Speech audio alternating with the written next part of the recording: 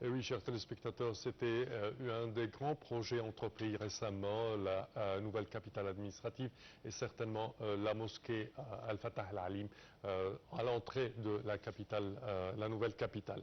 À présent, chers téléspectateurs, de retour à notre sujet concernant le Liban et les pourparlers de paix. À présent, avec le président Joseph Aoun et ses efforts pour aboutir à un accord permanent avec Israël. Alors, nous rejoint par téléphone son Excellence ambassadeur Medhat Miligi, ancien ministre adjoint aux Affaires étrangères. Votre Excellence, bonjour. Bonjour à vous. Alors, premièrement, quelles sont, selon vous, les significations de l'entrée en vigueur du cessez-le-feu entre Liban et Israël à ce moment précis? Alors, certainement, cela a été une condition, je trouve, plutôt iranienne.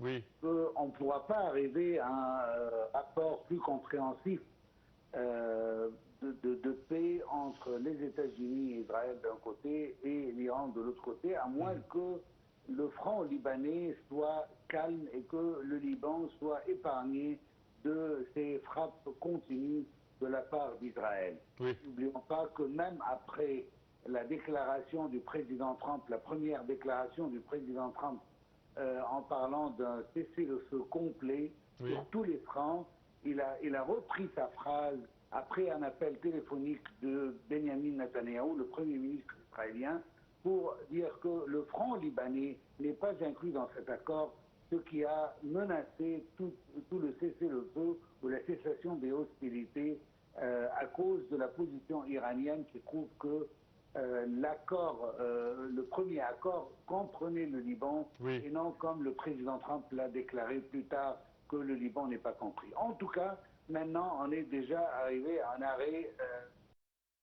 Mais on doit aussi dire qu'on parle d'un arrêt forcé de hostilité qui est imposé par un rapport de force brutal. Le Liban n'a vraiment pas négocié en position de force. Il a accepté sous pression, sous bombardement, et surtout je trouve, par la peur et la crainte d'une escalade incontrôlable dans la région. Alors on n'avait pas le choix, on voit même les termes et les conditions, ils ne sont pas les meilleures conditions, ils ne sont pas entre deux forces équilibrées, mais plutôt une force qui est en train de dicter. Quand on lit dans le 3e article de l'accord qu'on a vu, que Israël a le droit de réagir par les intentions. Ça, c'est la première fois qu'on voit dans un accord entre deux pays, on parle d'intentions futures. Pas d'action. Pas à l'encontre d'action, mais à l'encontre d'intention. Exactement. Alors ça, on n'a jamais vu, parce que cela permettra certainement à Israël de reprendre les hostilités quand elle le veut, de la manière qu'elle le veut, parce qu'il y a une intention d'une fraction des Libanais qui veut mener une opération contre Israël. Ce qui veut dire qu'à la fin du compte, de la part d'Israël, il n'y a aucune force coercitive de ne pas mener la guerre parce qu'il n'y a pas des actions. Mais plutôt, elle peut choisir le temps qu'elle veut en prétendant qu'il y a une action. C'est toujours le plan israélien qui a commencé même avec l'Iran il y a quelques semaines par une frappe préventive. Comme si l'Iran avait déclaré qu'il va attaquer Israël, ce qui n'a jamais été le cas. Alors, il est impossible quand même d'isoler cet accord sans penser aux discussions déjà avancées entre Washington et Téhéran qui ont abouti à ce qu'on peut aussi qualifier de cessez-le-feu avec Téhéran. Il y a eu une pression américaine, on doit l'admettre, sur Israël, malgré que c'est une pression entre amis. Ce n'était pas vraiment une pression comme les pressions qu'on voit de la part d'Israël ou des États-Unis contre les pays du Moyen-Orient. Et il y a une volonté, je trouve, de stabiliser plusieurs fronts d'une manière simultanée, notamment de la part des États-Unis. N'oublions pas qu'on avait parlé sur ce même plateau avant que la seule puissance qui veut vraiment arriver à cesser le feu, c'était les États-Unis, qui étaient forcés dès le début de rentrer la guerre à cause d'Israël. et l'Iran qui voulait rendre sa dignité après les frappes qu'elle a reçues et les assassinats contre le premier rang des officiels, notamment avec la perte ou l'assassinat du chef suprême, oui, du guide suprême de la révolution iranienne. Exactement. Oui. Cette trêve, avec les efforts certainement du président libanais Joseph Aoun, cette trêve peut-elle être considérée comme une étape vers un apaisement à long terme entre les deux pays, Israël et le Liban, ou s'agit-il simplement d'une trêve temporaire juste pour aboutir à un règlement avec l'Iran? Non, moi je trouve que c'est une trêve relativement temporaire. N'oublions pas que le dossier le plus important dans cette trêve, c'était toujours de pouvoir désarmer le Hezbollah. Oui. On doit admettre, et on le sait, que le gouvernement libanais n'a jamais eu les moyens de pouvoir éliminer les forces de Hezbollah. Et en même temps, cela nous montre le danger de permettre d'une création d'une milice parallèle à l'État, à l'armée officielle de l'État, et comment cela peut endommager la souveraineté de l'État. Parce que maintenant, on doit l'admettre, selon ce qu'on a vu dans l'histoire proche, que le Hezbollah est parfois même plus fort que l'État même. Oui. Et ce qui est toujours met l'État libanais dans une confrontation déséquilibrée contre l'État hébreu. Alors, je trouve que ce point principal n'a pas été adressé d'une manière finale, et que Israël, avec ses conditions dans cet accord de trêve, a marqué son intention préalable déjà, qu'elle va recommencer, que ce soit par des intentions ou même par des actions même minimales de la part de Hezbollah. Le plus important pour moi, c'est que est-ce que Israël va quand même sortir des territoires libanais qu'elle a occupés depuis le début de ces hostilités. N'oublions pas qu'il y a plus d'1 million de Libanais qui sont déplacés du sud du Liban et qui pèsent fortement sur l'économie, sur les services du gouvernement central. Une économie déjà en difficulté, je dirais même. Exactement. Alors, l'État libanais était une économie tellement souffrante, à la porte de la faillite. Oui. Alors, est-ce que maintenant ces citoyens libanais pourront revenir à leur territoire ou non? Ça, c'est un point que je trouve très important parce qu'on sait qu'on est en train de discuter avec un État expansionniste, colonialiste, qui n'a jamais cessé depuis sa création de annexer plus de territoire. Un point très important, Israël est peut-être le seul État dans le monde qui ne veut jamais déclarer où sont ses frontières officielles. Tout simplement parce que la déclaration de ces frontières, sur tous les fronts, parce qu'on sait par exemple qu'avec l'Égypte, il y a des fronts reconnus par les deux États et par les Nations Unies et la communauté internationale. Mais cela est dû à l'accord signé entre le président Sadat et Menahem Begin dans la fin des années 70.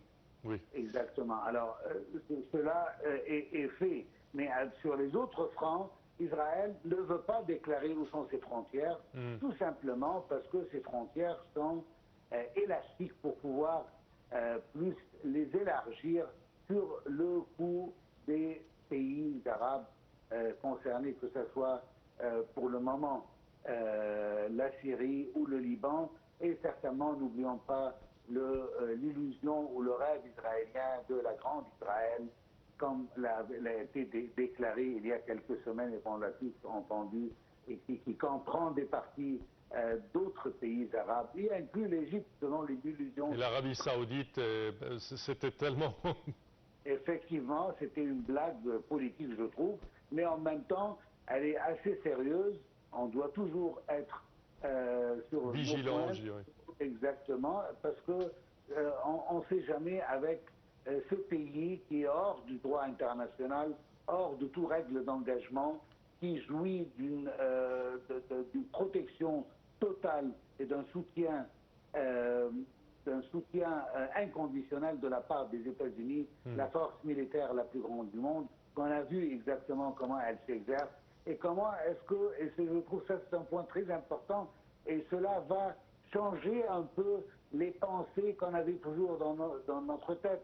N'oublions pas que aussi les pays du Golfe ont réalisé que d'avoir une protection américaine quand Israël est inclus n'est jamais une vérité. Parce que c'est toujours en première instance une priorité de sécuriser Israël et de penser dans tous les autres pays du monde en deuxième instance. Oui. Ce qu'on a vu devant nos yeux, c'est ce qui a été réalisé par les dirigeants et les peuples des pays du Golfe, qu'avec les États-Unis, on ne peut jamais être sécurisé si Israël fait une partie de cette équation. C'est pour ça qu'on a vu la signature d'un accord de défense mutuelle entre l'Arabie saoudite et le Pakistan, pour un peu essayer de chercher des forces extérieures pour pouvoir sécuriser les pays du Golfe.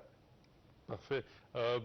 Selon vous, comment évaluez-vous l'appel du secrétaire général des Nations Unies, Antonio Guterres, à respecter le cessez-le-feu, et comment estimez-vous le rôle des Nations Unies à présent?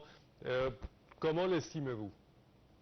Alors, on a deux points ici. Alors, si on parle de la position ou l'appel de son Excellence Antonio Guterres vis-à-vis cet accord, là, je trouve que c'est une position classique et, si j'ose même dire, banale des Nations Unies. Tout simplement un appel au respect du droit international et un soutien du cessez-le-feu, un soutien pour un cessez-le-feu dont les États-Unis n'ont jamais pris parti là-dedans, mais simplement ils ont attendu le résultat pour parler.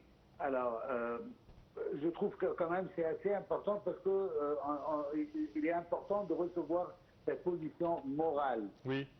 Elle n'est pas une position, on peut dire, on ne peut pas la qualifier d'une position contraignante, mais simplement une position morale, tout simplement parce qu'il y a un absence complète d'un mécanisme coercitif. Oui. Et ça dépend toujours sur les grandes puissances et non sur des résolutions unitaires. Alors, un rôle important, mais symbolique et certainement limité. En ce qu'on peut dire en ce qui concerne le rôle des Nations Unies, je pense que le président Trump et son administration ont totalement éliminé le rôle des Nations Unies. D'ailleurs, dans tout ce conflit qu'on avait entendu, qu'on n'avait pas entendu, qu'on avait vu se dérouler devant nos yeux, on n'a rien entendu pratiquement de la part des Nations Unies que des appels au retour au calme, que la demande d'arrêter les... Ce sont des appels qui ne sont pas forts.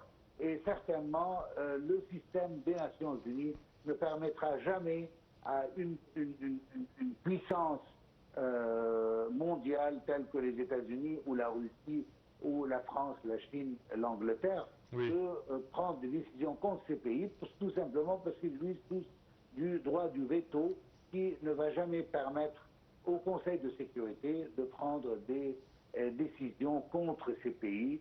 C'est clair, on l'a vu toujours, on va toujours le voir tant qu'il n'y a pas une réparation dans le système mondial des Nations Unies. Mais pour parler de notre cas où on est actuellement en ce qui concerne la dernière guerre qu'on voit devant nos yeux, je trouve que cela a montré au monde entier qu'il n'y a pas un rôle vraiment fort ou puissant des Nations Unies, sans la volonté des 5 membres permanents. Sans cela, ce sont simplement des mots diplomatiques vides d'aucune puissance pour pouvoir les réaliser sur le terrain. Alors, si on parle des Nations Unies en leur généralité, il y a des pays qui doivent maintenant commencer à jouer un rôle pour comment est-ce qu'on peut réparer le système global des Nations Unies de sorte qu'ils puissent vraiment effectuer un rôle. Et je me souviens ici Oui. de l'ancien système des Nations Unies avant la création en 1945 des Nations Unies, qui a dû tomber pour la même raison, parce que les forces ou les puissances internationales avaient toujours une supériorité sur les Nations Unies. Oui. Ce qu'on voit devant nous actuellement, et du coup je trouve que on a vidé les Nations Unies de leur propre but et leur propre cible, c'est de restaurer la paix dans le monde. Je trouve qu'ils ont vraiment échoué, et sans la décision américaine d'arrêter toutes les hostilités, cette guerre pourrait se répandre et pourrait être beaucoup plus grande, même régionale au moins, et ce qui pourra affecter toute la région, malgré les efforts de bonne intention de la part des Nations Unies. Oui. Votre Excellence, est-ce qu'on peut dire à présent que cette administration américaine accorde à Israël plus que les autres administrations américaines dans le passé? Aucun doute, il n'y a même pas question de poser la question. Et selon les propres acteurs, oui. si on parle du Premier ministre Benjamin Netanyahu, qui a dit lui-même que Israël n'a jamais eu d'un ami si proche dans tous les décennies depuis la création de l'État d'Israël, comme le président Trump, depuis sa première réunion à la Maison Blanche. Il a eu l'audacité de prendre l'étape que personne, qu'autre président a pu prendre, de changer l'ambassade américaine de Tel Aviv à Jérusalem, et de prendre d'autres étapes décisives en ce qui concerne consolider la suprématie israélienne sur les pays. On parle maintenant d'une manière très ouverte. Votre Excellence, malheureusement, notre temps arrive à bout. Je tiens à vous remercier de vos explications. Merci à vous, ambassadeur Medhat El-Milig, ancien ministre adjoint aux